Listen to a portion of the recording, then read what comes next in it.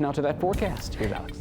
And it's looking good for Wednesday at the square. It usually tends to be pretty good, hence why it happens in the spring. I've been out there and had a really nice time many times, and it looks like we'll be in the 70s for tonight. So not a really especially cool feel, very comfortable for a lot of people. Bit of a breeze, clouds and sun, and there is a slight chance for a shower, but overall it's still a rather nice spring day. It feels okay outside, a little more humidity.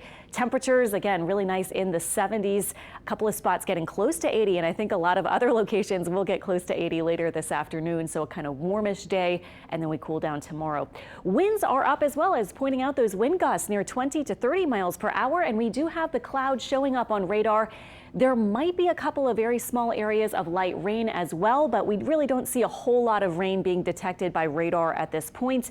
Moving out, you can see where our fronts are located as they're getting closer to us now, and the line of clouds and just the tiniest little bit of some green showing up outside of Houston into southwest Louisiana associated with that front at this point. So for us, we'll keep a slim chance for a couple of showers or maybe just a few sprinkles. Our winds from the south-southwest up to about 18 miles per hour, gusting a bit higher like you saw, and I have highs today very close to 80.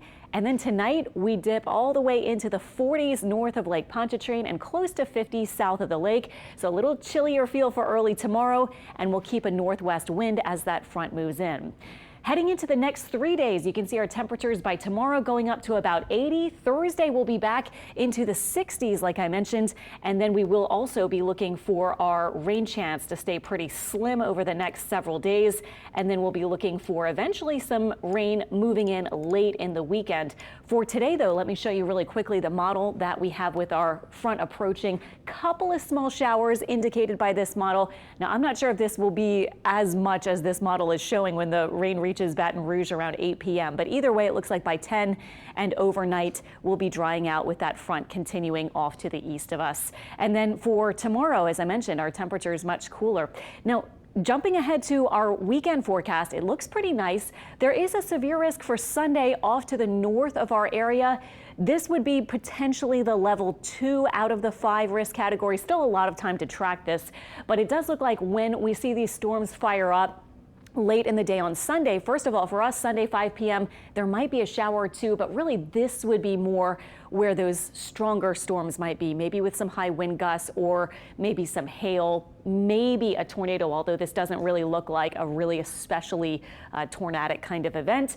This is by 7 a.m. Monday. We'll likely have rain around for the early commute, and then by midday and afternoon on Monday, most of the rain has moved out. So for us, what I would say for Sunday is a slight chance of rain increasing late at night and into early Monday. The other global model, by the way, keeps us more dry on Monday, and then Tuesday looks beautiful heading into the middle of next week.